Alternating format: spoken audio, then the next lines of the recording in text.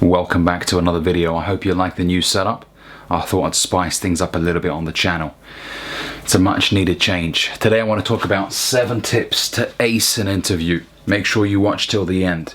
Point number 1, do some research about the company. Come on guys, you don't want to be that guy that sits down at an interview and then they say, so tell us what you know about and the name of the company, and you haven't done any research and you're like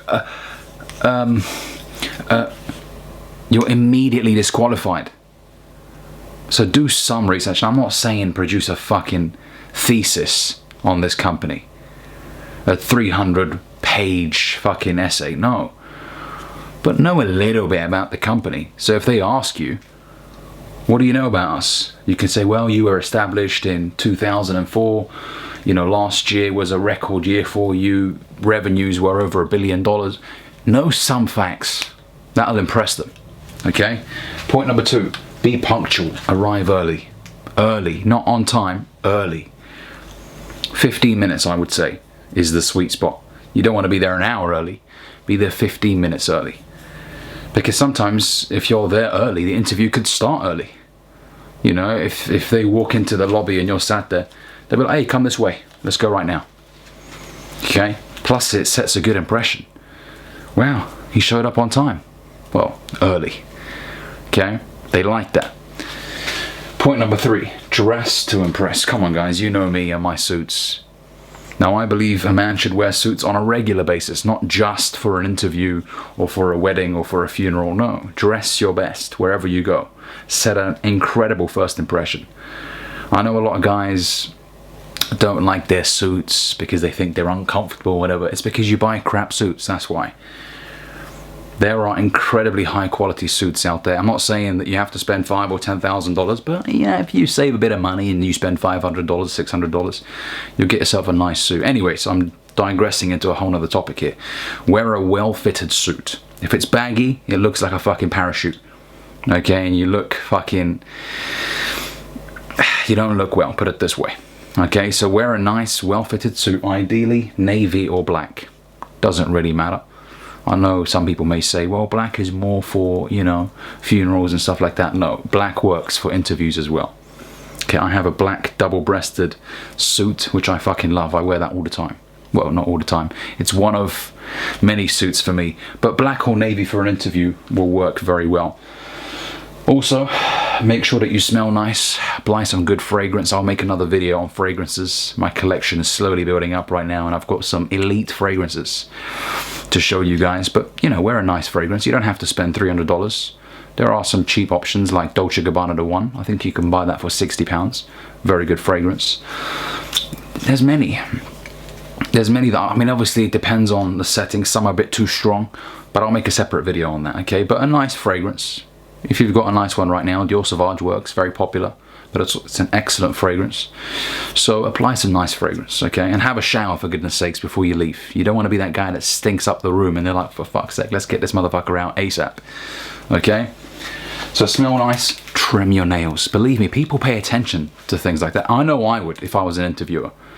If you had your hands on the table and I saw some fucking claws coming out of your hands, I'll be like, yeah, this motherfucker's gonna come in here and fucking slash everyone into pieces.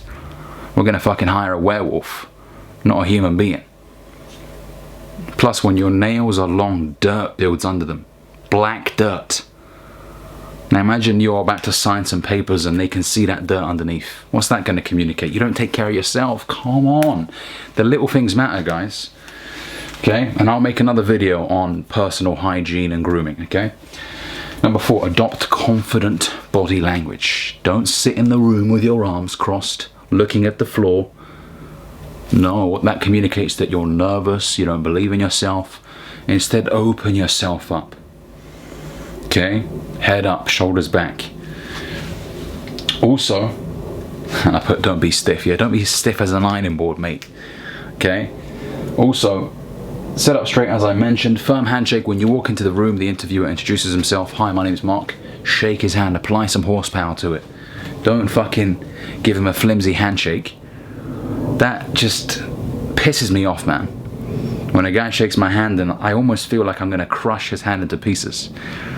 I'm like, mate, put some horsepower into it, man. Come on. Fight back. So, you know, a firm handshake. I'm not saying crush the motherfucker's hand, because even that is a bit too much, okay? They might be like, what the fuck's wrong with this guy? If you saw Conte and fucking, what's his name? The Chelsea manager, Tuchel, yesterday. Now, they applied some, a firm handshake to each other, okay, which kind of escalated, but you get the point, a firm handshake. Eye contact as well, so when the interviewer is telling you about the company, don't be like, yeah, and look around the room, or look outside, or don't look anywhere near your phone. Put your phone away, in fact. Your phone shouldn't even be in sight. It should be on silent in your pocket. Okay, so make sure that when they're talking to you, you're looking them in the eyes. It communicates strong interest. It communicates that you're a good listener, which is always important when you're working in a company and you're part of a team. Okay, and this is a no-brainer, but some of you have to hear this, okay? Number 5, pick 1 or 2 success stories from your previous companies. Okay, when I say success stories, what I mean is a particular moment where you handled pressure very well, or you exceeded expectations. And it's nice to have some numbers. So maybe you closed a big deal at your last employer. You can be like, yeah, you know, a few months before I left, you know, I secured a big deal with another company which was worth $400,000. I mean, they want to hear numbers, you know, and that's going to impress them. But it doesn't have to be numbers. You know, if let's say your area of work isn't necessarily sales focused, it could just be a time where you were working, for example, with a patient, if you're in the medical field, and they collapsed and, you know, people were panicking, and what did you do in that moment? How did you de-escalate the situation? How did you resolve the situation? Okay, so you want to be able to come up with 1 or 2. 2 is the sweet spot, I would say, because they might say, oh, that's nice, tell us another one.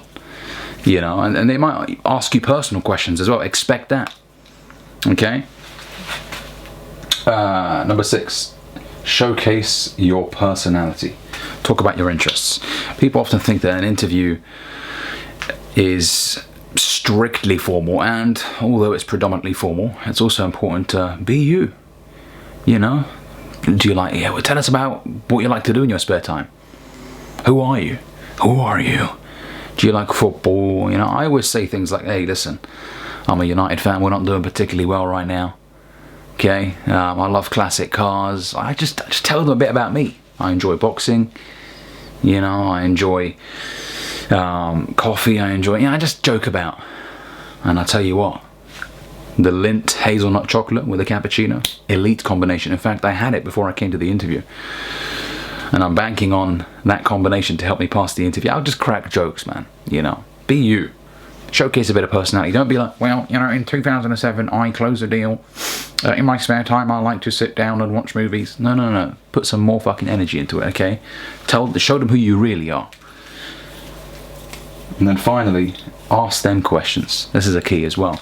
People think that in an interview, they just are supposed to answer questions. No, ask. It shows that you're serious about the role, that you really want it. Plus, it gives them the opportunity to sell themselves to you. Because, hey, if you're good at what you do, you are an asset to any company. They want you to come in.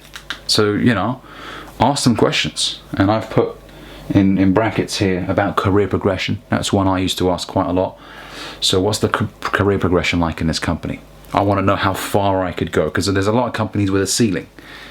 You know, you might join and then there's only one position after the one that you've occupied that you can get to, and that's about it. But then some companies allow you for even more progression. Also, culture, that's a good one to ask. You know, what's the culture like? What do you do as a team? Do you go out? Do you have dinner on Fridays? Do you engage in any other activities after work? And let them tell you. You know, because that could be the make or break. Honestly, if there's 2 positions that are offering the same sort of salary, and one company is more focused on creating a good culture, a good working environment, and the other is just about numbers and sales, I know which one I would rather choose. If they're both paying the same, I'd rather choose the company that focuses a lot on creating a positive environment to work in. Okay, so hopefully these tips have provided you with some value. There's plenty more things I could talk about. I might make another video on negotiating salaries and stuff like that. But for now, I think we've got a good amount of points on here to help you get started. So if you like this video, make sure you give me a like. Also subscribe if you're new here so you never miss an upload, and I'll see you guys in the next one. Peace.